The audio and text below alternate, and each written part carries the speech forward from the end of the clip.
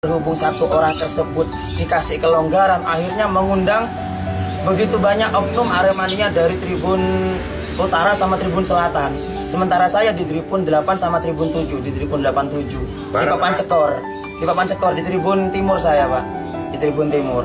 Dari Utara sama Selatan itu sama-sama turun, tapi gak banyak, Pak. Paling tidak tuh kira-kira ada sekitaran 2000 supporter lah.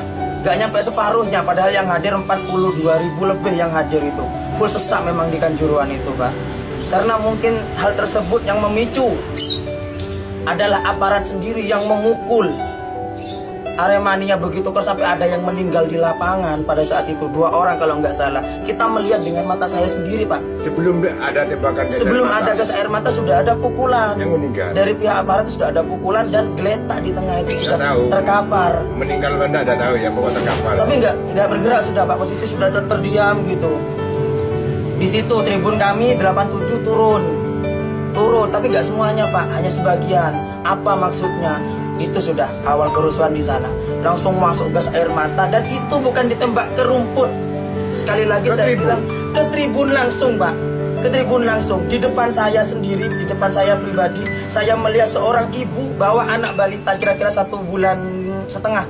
Masih digendong seperti ini posisi. Anak saya sudah tidak bernafas, anak saya sudah tidak bernafas, anakku wis mati, bilangnya seperti itu.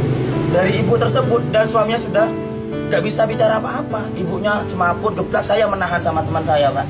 Orang empat. Saya bilang ke teman saya, sambung gue tahan. Masa dari atas ditahan semua sementara sampai ibu ini keluar sama almarhum, sama si bayi tersebut, Pak. Sampai ibu ini keluar, saya lepas tangan saya. Di situ ada gas air mata lagi yang masuk. Posisi di atas saya, gas air mata itu meletas kena tiang itu loh, membatas tribun, duas. Pas di atas saya turun, air itu turun sama asap itu sudah turun. Di situ saya sudah mulai gelap.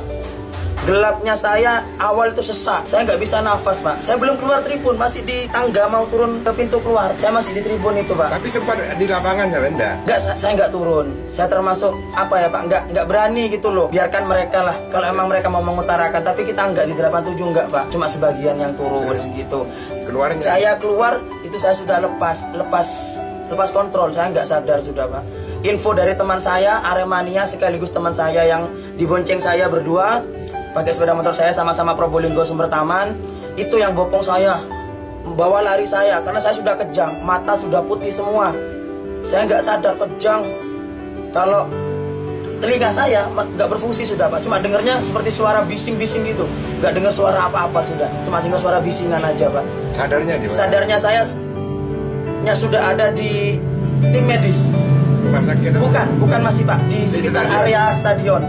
Dia membantu saya memberikan oksigen sekaligus memompa dada saya, Pak, secara manual, bukan pakai alat, secara manual dioyak.